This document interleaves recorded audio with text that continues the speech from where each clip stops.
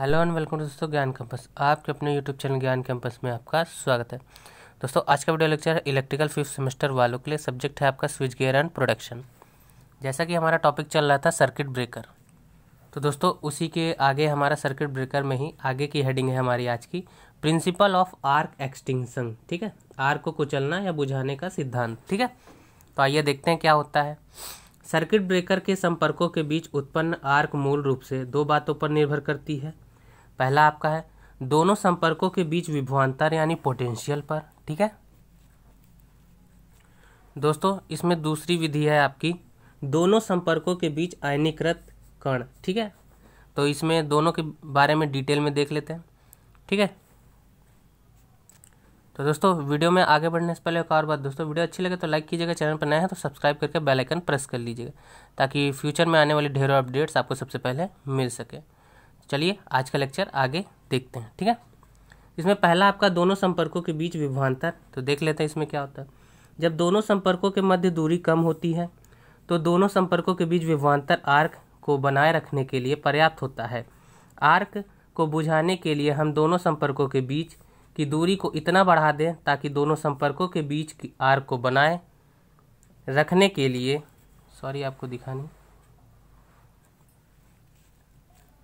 के लिए विभवांतर का मान कम पड़ जाए तथा आर्क अपने आप बुझ जाएगी, परंतु यह विधि उपयोग के लिए सही नहीं है। ठीक है, सॉरी फॉर दोस्तों डिस्टर्बेंस, क्योंकि हाई वोल्टेज सर्किट ब्रेकर के लिए दोनों के बीच की दूरी को अत्यधिक बढ़ाना पड़ेगा, जो कि प्रयोगात्मक दृष्टि यानी प्रैक्टिकल रूप से संभव नहीं है। ठीक है, तो दोस्तों इसमें कहने का मतलब ये है कि दो हमारे कोई कॉन्टैक्ट्स हैं, मान लीजिए संपर्क हैं, ठीक है, जिसमें हमारी पावर सप्लाई हो रही, तो अगर उसमें आर्क होता है या उत्पन्न होता है तो उसको बुझाने के लिए हम दोनों संपर्कों के बीच की दूरी को बढ़ा दें। लेकिन ये छोटी चीज़ों के लिए संभव है, ठीक है, छोटे सप्लाई के लिए। लेकिन अगर हाई वोल्टेज सप्लाई हमारी है तो उसमें ये पॉसिबल नहीं है, इसीलिए ये विधि सही नहीं है। ठीक है, आइए देखते हैं दूसरी हेडिंग। तो दोस्तों इसमें दूसरी हेडिंग है दोनों संपर्कों के बीच आयनीकृत कण यानी आयनाइजेशन के। तो देख लेते हैं। दोनों संपर्कों के बीच उपस्थित आयनीकृत कण आर्क को बनाए रखने में सहायक होते हैं। यदि संपर्कों के बीच से, संपर्क का मतलब है कॉन्टैक्ट जो आपके हैं, ठीक है, यहाँ पे आयनीकृत कणों को हटा दिया जाए तो आर्क आसानी से बुझ जाएगी। ठीक है, तो आइए आगे देखते हैं। इसमें इस कार्य के लिए या तो आर्क को ठंडा किया जाए या किसी अन्य विधि द्वारा आयनीकृत कणों को दोनों संपर्कों के बीच से हटा दिया जाए। ठीक है, तो आई होप आपको समझ आया। आइए देखते हैं आगे।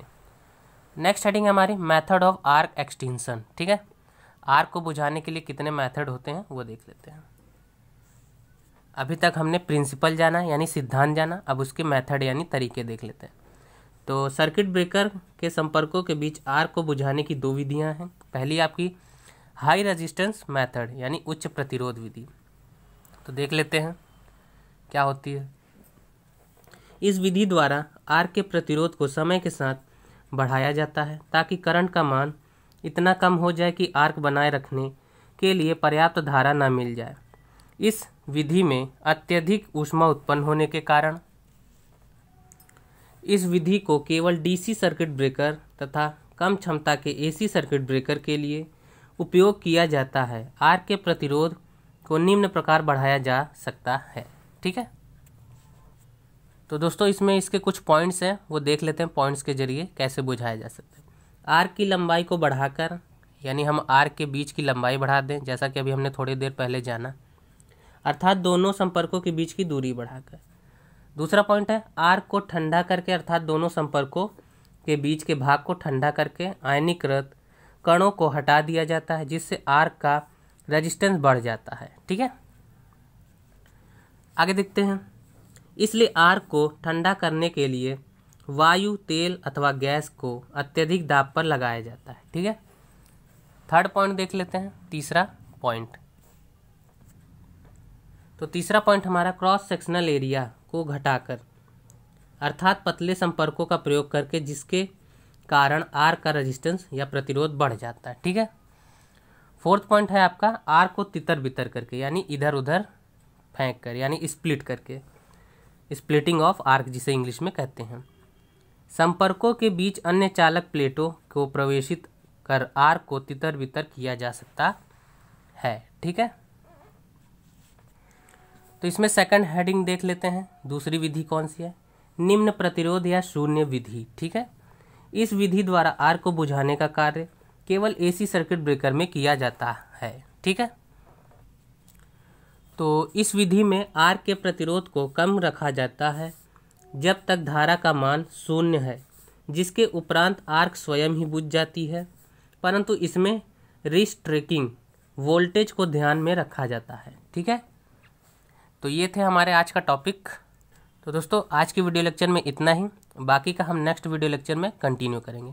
तो नेक्स्ट वीडियो लेक्चर में हम पढ़ेंगे सर्किट ब्रेकर का क्लासिफिकेशंस। ठीक है, कि इसके कितने वर्गीकरण हैं, कितने पार्ट्स होते हैं, ये सब डिटेल में नेक्स्ट वीडियो लेक्चर में कंटिन्यू करेंगे। ठीक है, तो वीडियो अच्छा लगा हो तो एक लाइक कर दीजिएगा, जिससे हमारा मोटिवेशन बढ़ता है नेक्स्ट पार्ट बनाने के लिए।